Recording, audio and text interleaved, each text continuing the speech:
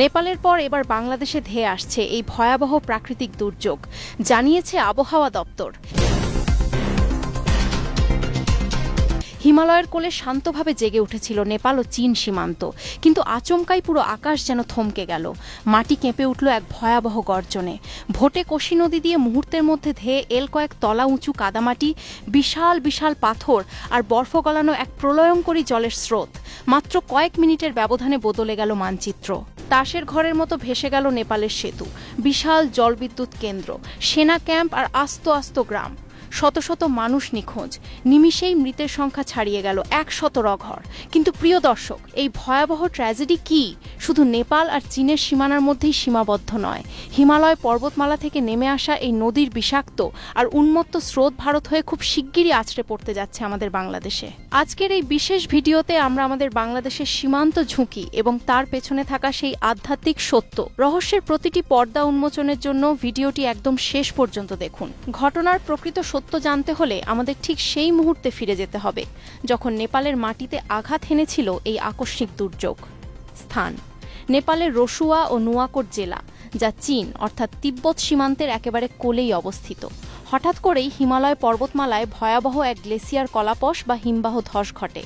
মাইলের পর মাইল বিস্তৃত বরফ এবং সুবিশাল পাথর একসঙ্গে পাহাড় থেকে ধসে পড়ে হেন্দে কোলা নামের একটি পাহাড়ি নদীতে। সেই ধসের তীব্রতা এতটাই ভয়াবহ ছিল যে স্থানীয় ভূকম্পন যন্ত্র বা সিসমোগ্রাফে এটি 5.2 মাত্রার ভূমিকম্পের সমান ধাক্কা রেকর্ড করে। প্রথমে ভাবা হয়েছিল সাধারণ ভূমিধস, কিন্তু মার্কিন ভূখণ্ড গবেষণা সংস্থা USGS স্যাটেলাইট চিত্র বিশ্লেষণ করে জানায়, পাহাড় ভেঙে নদীতে পড়ার ফলে নদীর বুকে তাৎক্ষণিকভাবে এক কৃত্রিম পাহাড় বা বাঁধের তৈরি হয়েছিল।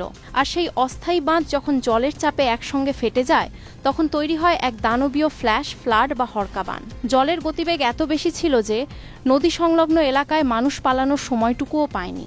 আন্তর্জাতিক সংবাদ মাধ্যম ও সরকারি রিপোর্ট অনুযায়ী নিহত ও নিখোঁজ নিশ্চিতভাবে শত শত মানুষ প্রাণ হারিয়েছেন এবং 400-রও বেশি দেশি বিদেশি পর্যটক ও স্থানীয় বাসিন্দা নিখোঁজ।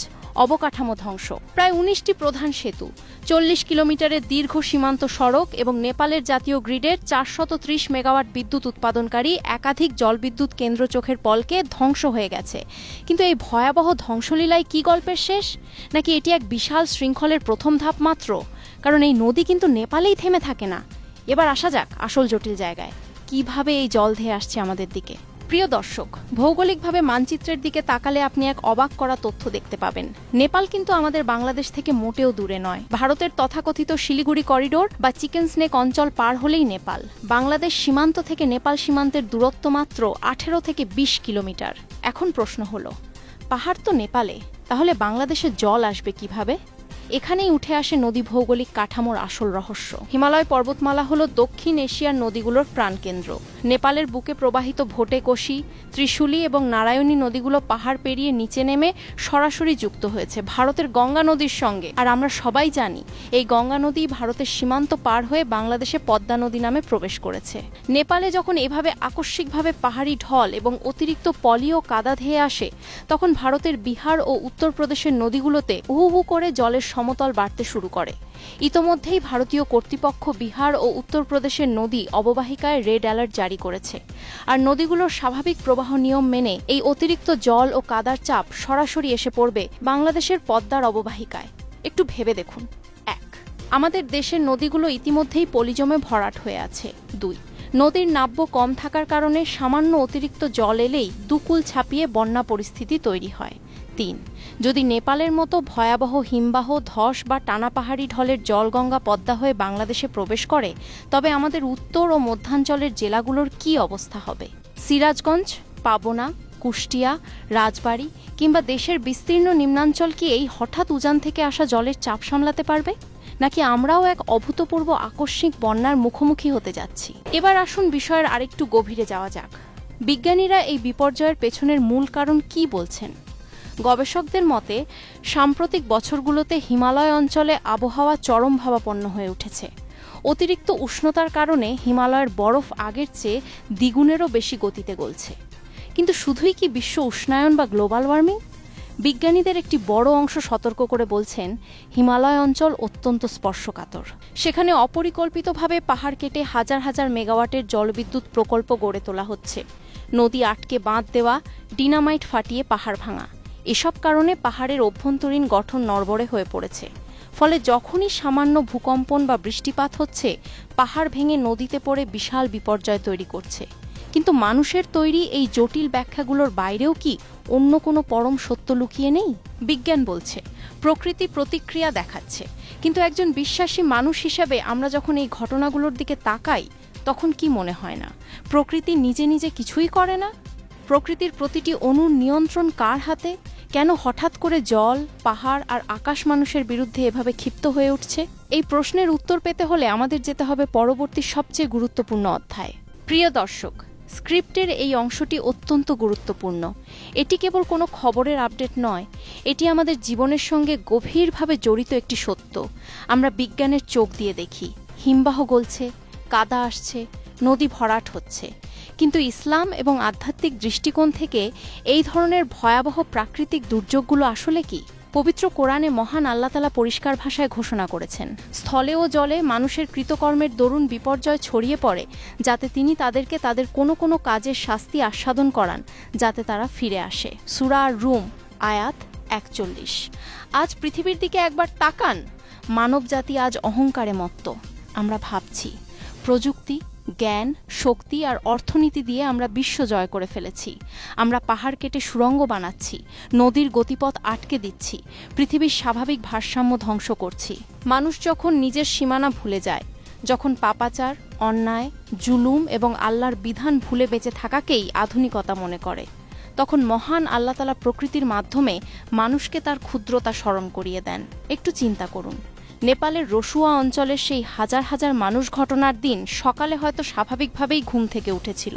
কেউ হয়তো দোকানের ঝাঁপ খুলছিল, কেউ কাজের উদ্দেশ্যে বের হচ্ছিল, কেউ হয়তো ভবিষ্যতের শত শত পরিকল্পনা সাজাচ্ছিল। কিন্তু মাত্র কয়েক সেকেন্ডের এক হড়কা বান তাদের সমস্ত অহংকার, ঘরবাড়ি, স্বপ্ন আর ভবিষ্যৎকে মাটির নিচে পুঁতে দিল। মহাজাগতিক এই নিয়ম আমাদের কি শেখায়? তিনি যদি চান, তবে মুহূর্তের মধ্যেই আস্ত একটি শহর, একটি দেশ কিংবা পুরো বিশ্বকে ধ্বংস করে দিতে পারেন। মানুষের তৈরি কোনো প্রযুক্তি, কোনো স্যাটেলাইট, কোনো সেনাবাহিনী সেই ধ্বংসলীলা থেকে এক সেকেন্ডের জন্যও কাউকে বাঁচাতে পারে না। এখন প্রশ্ন উঠছে, নেপালে যে কুদরত ও প্রাকৃতিক দুর্যোগের ধাক্কা আমরা দেখলাম, বাংলাদেশ হিসেবে আমাদের প্রস্তুতি কতটা, আর আমাদের করণীয় কি? ভৌগোলিক দিক থেকে বাংলাদেশ একটি ভাটির দেশ, উজানের দেশগুলোতে। চাই তা নেপাল হোক, চীন হোক বা ভারত হোক, যে কোনো প্রাকৃতিক বিপর্যয় ঘটলে তার মাশুল শেষ পর্যন্ত বাংলাদেশকেই দিতে হয়। সম্ভাব্য ৩টি বড় ঝুঁকি যা বাংলাদেশে আঘাত হানতে পারে। ১. নদীর নাব্য সংকট ও আকস্মিক বন্যা। নেপাল ও ভারতের পাহাড় থেকে আসা বিশাল পরিমাণের কাদা ও পলি আমাদের নদীগুলোতে জমা হলে নদীর গভীরতা আরও কমে যাবে। এর ফলে বর্ষায় বা অকালে সামান্য জলে সৃষ্টি হবে স্থায়ী বন্যা। ২. কৃষি ও অর্থনীতির ক্ষতি। আমাদের দেশের উত্তরাঞ্চল হল খাদ্যের প্রধান ভাণ্ডার। উজান থেকে আসা পলি ও অকাল বন্যা যদি ফসল ডুবিয়ে দেয়, তবে খাদ্য সংকট ও দ্রব্যমূল্যের ঊর্ধ্বগতি দেশকে চরম সংকটে ফেলতে পারে। ৩. প্রকৃতির বিরূপ আচরণ। নেপালের মতো আমাদের দেশেও ইদানিং অতিবৃষ্টি, অনাবৃষ্টি, বজ্রপাত এবং নদী ভাঙনও বহুগুণ বেড়ে গেছে। মাটি ও জলের এই রূপ পরিবর্তন কিন্তু কোনো সাধারণ ঘটনা নয়। আমরা যদি শুধু অবকাঠামোগত প্রস্তুতি নিই, বাঁধ নির্মাণ করি, তাহলে কি আমরা রেহাই পাব? প্রস্তুতি অবশ্যই দরকার, কারণ ইসলাম আমাদের সজাগ ও সতর্ক থাকতে নির্দেশ দেয়। কিন্তু সবচেয়ে বড় প্রস্তুতি হলো আত্মার প্রস্তুতি। আল্লাহর দেওয়া বিপদ থেকে বাঁচার সবচেয়ে বড় উপায় হলো তাঁর কাছেই তওবা করে ফিরে আসা। আজ নেপালে কান্না, কাল হয়তো অন্য কোনো দেশে, কারণ প্রাকৃতিক দুর্যোগের কোনো নির্দিষ্ট সীমানা বা পাসপোর্ট থাকে না। নেপালের এই মর্মান্তিক দুর্যোগ আমাদের চোখের সামনে একটি বিশাল প্রশ্নচিহ্ন তুলে ধরেছে। আমরা প্রতিদিন দুনিয়ার পেছনে দৌড়াচ্ছি। কাল কি করব, পরশু কি কিনব, 10 বছর পর কোথায় পৌঁছাব, তার হিসাব কষছি। কিন্তু আমরা কি একবারও ভাবছি, যদি আজ রাতে বা আগামীকাল সকালে নেপালের মতো কোনো আকস্মিক মহা বিপর্যয় আমাদের দরজায় কড়া নাড়ে, তবে আমাদের কাছে মহান আল্লাহর সামনে দাঁড়ানোর মতো কি আমল আছে? আজ নেপালের এই ভয়াবহ প্রাকৃতিক দুর্যোগ মহান আল্লাহর এক বিরাট ইশারা। তিনি আমাদের দেখাচ্ছেন সে চাইলে সব কিছু ক্ষণিকের মধ্যেই শেষ হয়ে যেতে পারে। নদী হয়ে যেতে পারে মরুভূমি, পাহাড় হয়ে যেতে পারে ধূলিকণা, আর জনপদ হয়ে যেতে পারে কবরস্থান। তাই সময় থাকতে আমাদের সচেতন হতে হবে। প্রকৃতিকে রক্ষা করার জন্য যেমন মানুষের তৈরি ভুল সিদ্ধান্তগুলো বন্ধ করতে হবে, তেমনি নিজেদের ঈমান ও আমলকে বাঁচানোর জন্য আল্লাহর দিকে ফিরে আসতে হবে। আল্লাহকে না ভুলে, অহংকার ত্যাগ করে, তাঁর করুণা ও ক্ষমা প্রার্থনা করে আমাদের পথ চলতে হবে। কারণ তাঁর রহমত ছাড়া এই প্রলয়ঙ্করী পৃথিবীর বুকে রক্ষা পাওয়ার দ্বিতীয় কোনো পথ নেই। প্রিয় দর্শক, নেপালের এই মর্মান্তিক ঘটনায় যারা প্রাণ হারিয়েছেন, আমরা তাদের প্রতি সমবেদনা জানাই এবং এই ঘটনা যেন আমাদের চোখ খুলে দেয়, সেই তৌফিক মহান আল্লাহর কাছে প্রার্থনা করি।